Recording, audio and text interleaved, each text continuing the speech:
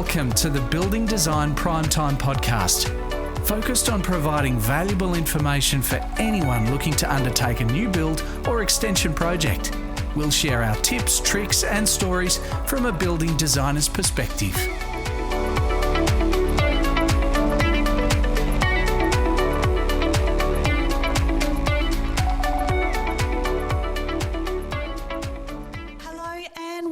Building Design Primetime Podcast. I'm your host Amelia, and we're missing our Frank Geskus this week, but we've got a special guest in today. We've got Bianca from Access for Life. Welcome. Thanks. So you're an access consultant, is that right? Yep, that's me. And so what does an access consultant actually do? So an access consultant is a professional who assesses and advises on how to make buildings and environments accessible to everyone, including people with disabilities. We review plans, conduct site inspections, ensure that both new constructions and existing structures comply with accessibility standard. And our goal is to remove barriers and create spaces that are usable by all people to the greatest extent possible. So you do this for residential buildings and commercial buildings, is that right? Yeah, so any building class. And what sort of things do you have to consider when you're looking at access? Lots of things. Obviously, we need to make sure that there's minimum compliance with the current standards that we have in place, but also I can look at best practices and make recommendations on improvements that may be exceeding the minimum, but hopefully a client is interested in taking on board. And so you do building design as well? Mm-hmm. And so how does that, I imagine that ties in quite nicely with your building design work. How does that work in together? Sometimes it does, sometimes it doesn't. It depends which hat I have on that day. But yeah, it's good, particularly working in commercial spaces, knowing the requirements for accessibility really early on in the project instead of trying to chase my tail down the line. For anyone that has particular interest or specialty in certain parts of building construction, they know the stuff straight up. So that does help. And even residential stuff, it is part of my passion, residential accessibility. So, having that in mind and talking to clients about that, just as it might seem a little bit like agenda pushing, but it's also trying to look out for what's best for my client. If they're wanting to stay in a house for long term, if they're wanting to raise a family, like all of that is included in accessibility. So you said you were very passionate about accessibility. What sort of made you want to get into going down that path? So I actually started going down that path from designing social housing, which at the time had the minimum requirement of livable housing Australia Design Guidelines silver level. And so that sort of just dipped my toe into it, learning about what that's trying to achieve and how we can do even better than that. It's really about the principles of it. And then from there, I just got interested. I did the access consulting course and was hooked pretty much. I'll be honest, I'd never heard of an access consultant before up until working at Prime Design. Yeah, there's not many of us around. It's not sort of a career that sort of jumps out when you do those tests on Google that come up with your career path. I've never seen access consultant come up, but no, I think I remember at school there was like almost a phone book of potential careers you could do, and I'm pretty certain it wasn't in there. I don't think it was even a thing then, really. Maybe an obscure one. Although there are also some other unusual ones that are on those those things that you can do on Google. I think mine initially back in high school, I did it. It was a music therapist or something strange like that. It's nothing like what I'm in, but anyway, I digress. Can you talk about residential accessibility and in terms of homes and the types of considerations that you can incorporate for design and being more accessible? What sort of things can people incorporate? Yeah, so in residential homes, some accessibility considerations can be, making sure that you've got wide enough doorways. In the approach to your house, have you got, a flat path and ramp maybe instead of a couple of steps or stairs up to your house? Making sure that your bathrooms are designed in a way that they're friendly for mobility aids and have allowances in place. Say you need to install grab rails down the line. It doesn't affect what your bathroom looks like when you're designing your beautiful bathroom right now, but it could make the difference down the line about whether you can stay in your house if something happens. And you talked about before Livable Housing Design Australia. Yep. And so how does that are they a governing body? No, so Livable Housing Australia is an organisation that advocates for homes to be designed and built to meet the changing needs of the occupants. They have a set of guidelines known as the Livable Housing Design Guidelines, and they provide criteria for creating more accessible homes.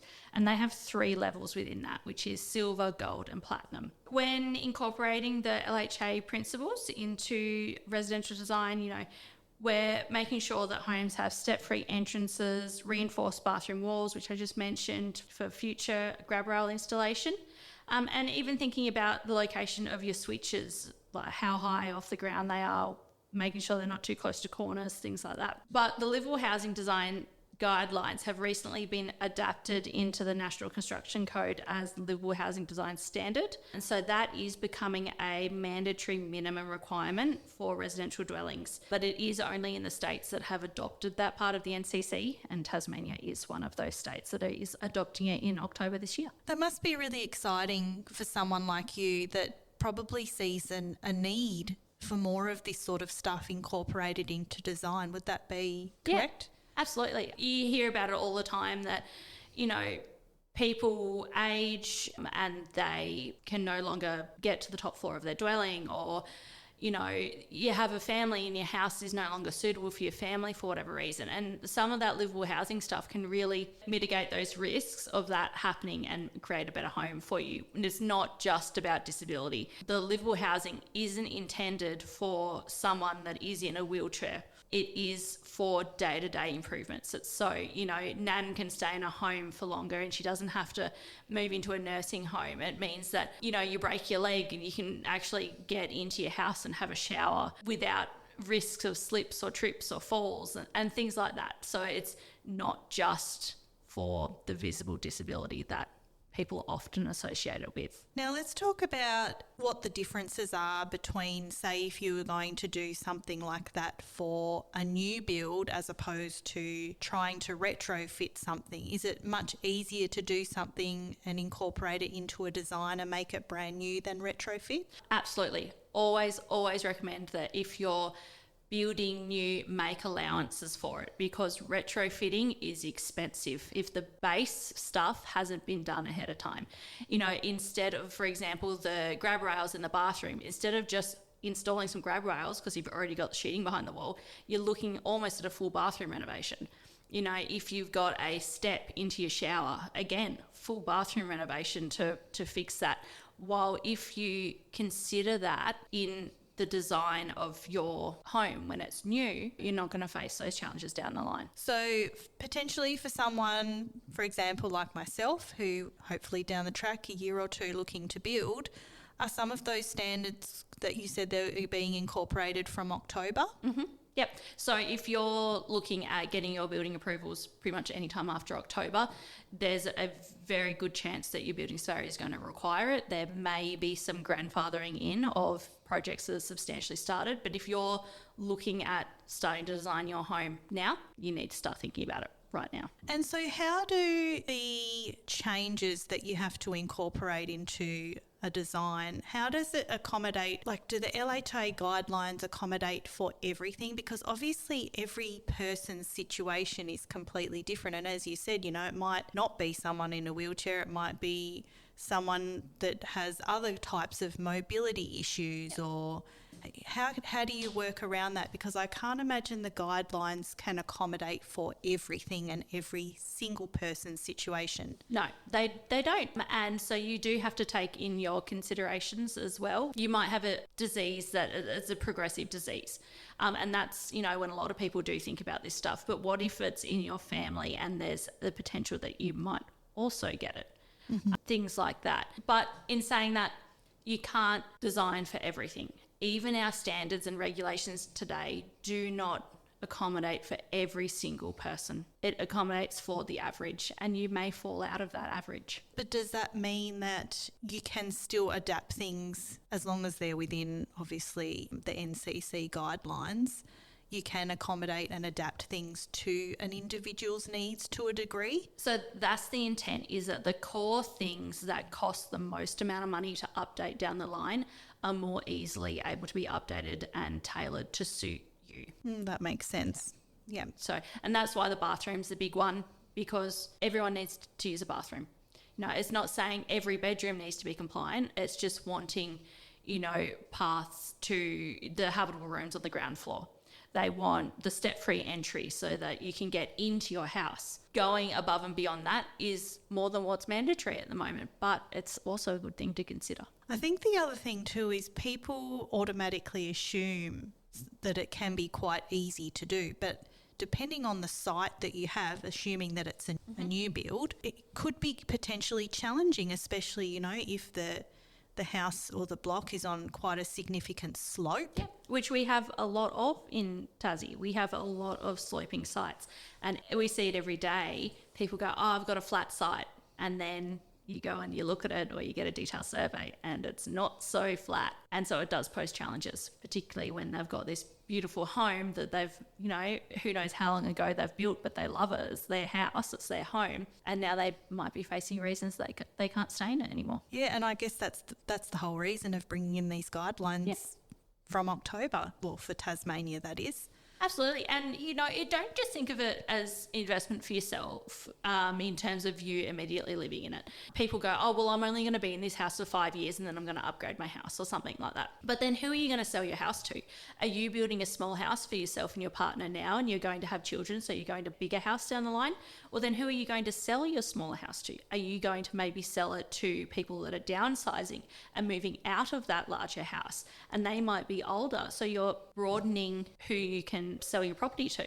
Even, people who do have mobility impairments or additional needs that would be looking for a house. There's no reason they wouldn't be looking for a house. So that, again, just adds your property to a list for potential buyers. Well, I definitely wouldn't say that it would be overcapitalising, because you're actually appealing to a wider demographic. Yeah, exactly. Which is awesome. So what are some of the challenges that you've faced when implementing some accessibility features? So the most common ones is normally budget, especially in the retrofit projects. That's why we do say, if you're building new, start accommodating it for it now, because it can get expensive when you're going back and redoing things. But in terms of building new, yes, there's an added cost, but it is quite minimal in the scheme of things. And have a chat to your builder.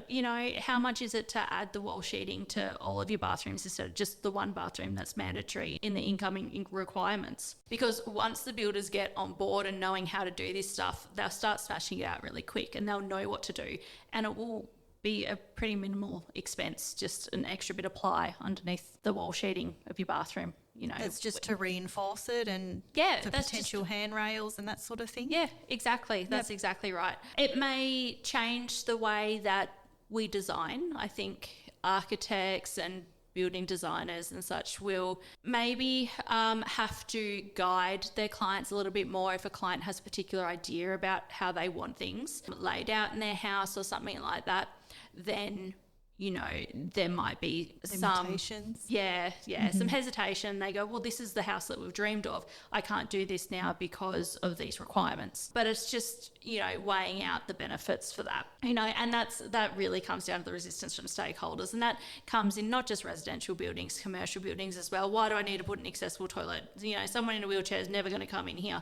Well, hang on a second. Why aren't they going to come in here? Is it because you're creating a hostile environment that they can't go to the toilet in? Yeah, that's a good point. And just because someone uses a wheelchair doesn't mean that they're a full-time wheelchair user. They just may need to use it to travel long distances, and they might be able to stand or something within the premises for short periods or walk for short periods. So I think it's just a really narrow views of some people that really is the resistance, I think, that comes from it.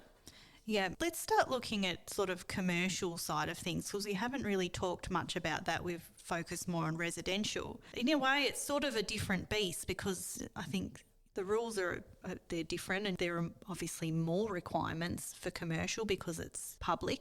You generally can still have commercial buildings that are private buildings. the building that we're in today is an office building. It is not a public building. It does not have the general public coming in and out of it every day. Like, for example, Service Tas might, or a town hall or something like that might have. Yeah, so there is a little bit of difference when you're thinking about those, but in terms of requirements, they're quite similar. Yeah.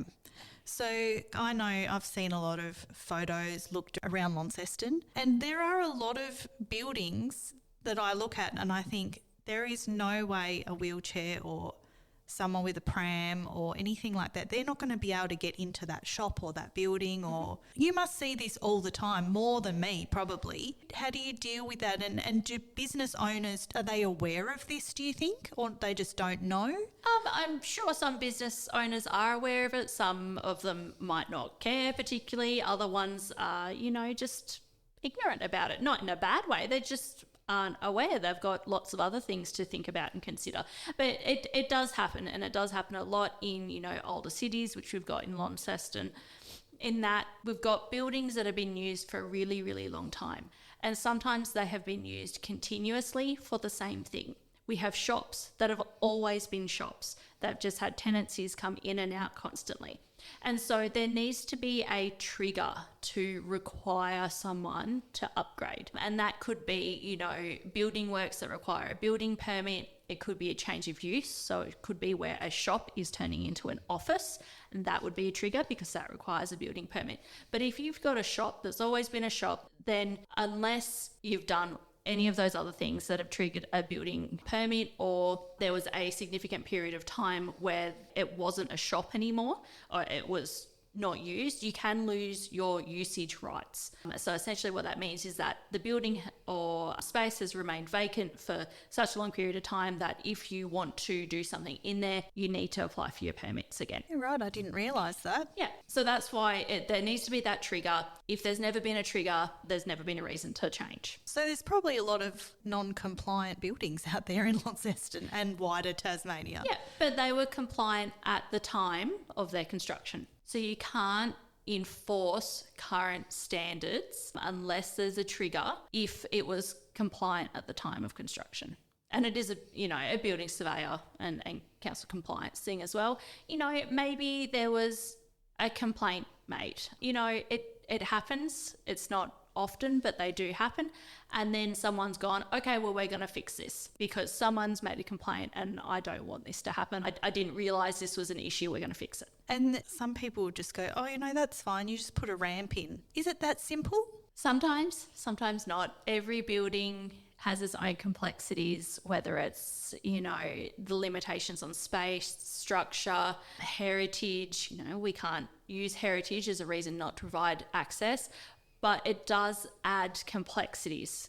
So it's not just straightforward, simple. And I mean, even if it was a matter of just putting in a ramp, there are then regulations on how steep that ramp is allowed to be. And is there a restriction on how long it's allowed to be as well? Yeah, absolutely. So, the typical one we see is a 1 in 14 ramp, maximum 9 metres long, has to have the handrails, has to have the tactiles. And obviously it depends on the height difference that you're trying to transition between and how that ramp might best work.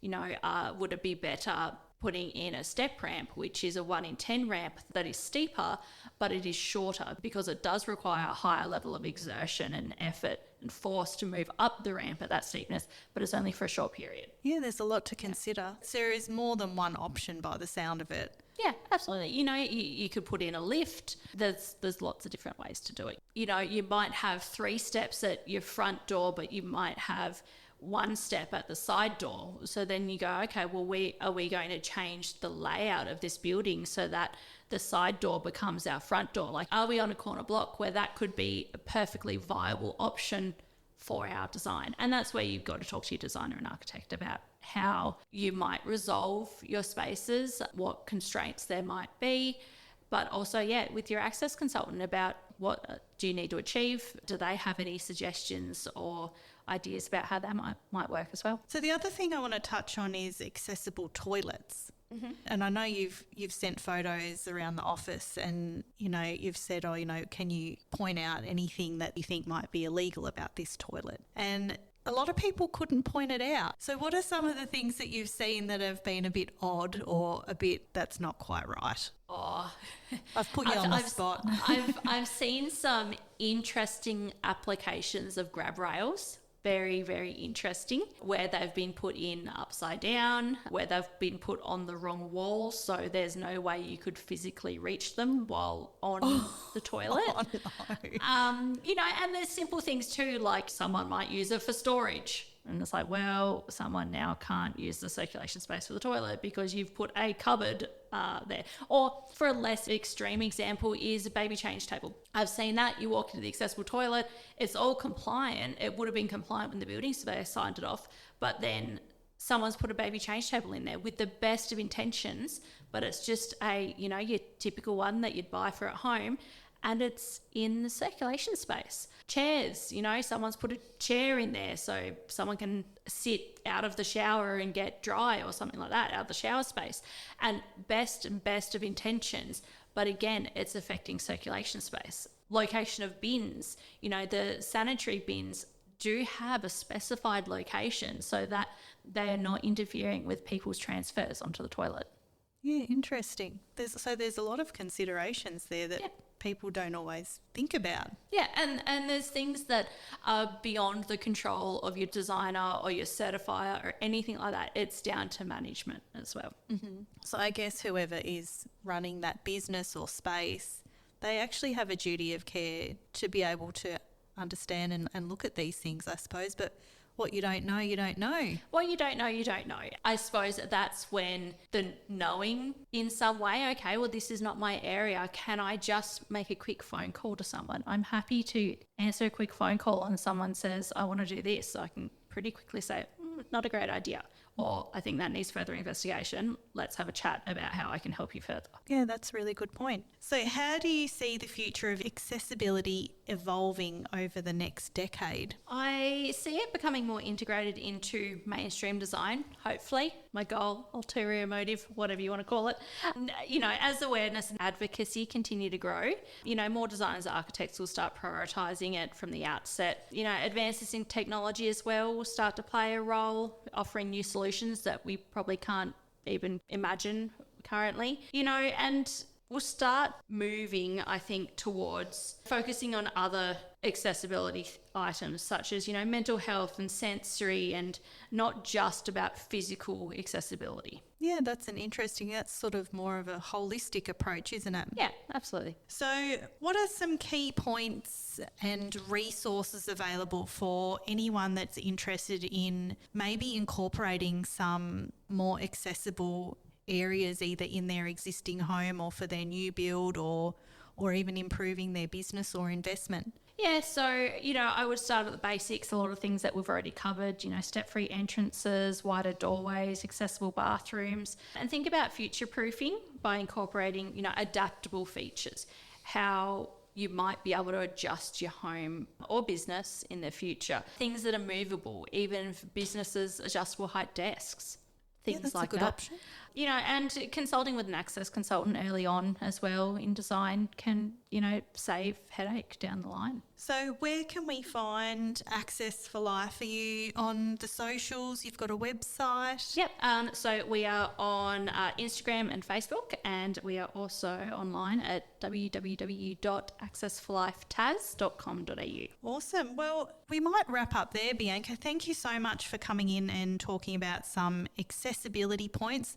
It's certainly enlightened me on a lot of things that honestly I hadn't really thought about and I didn't realise would probably be incorporated into my next home. Mm-hmm. So thank you so much for coming in, and people can give you a call if they want to talk about accessibility. Yep. I'll be waiting to hear from you. All right. Thanks for listening to the Building Design Primetime podcast. We'll catch you next time.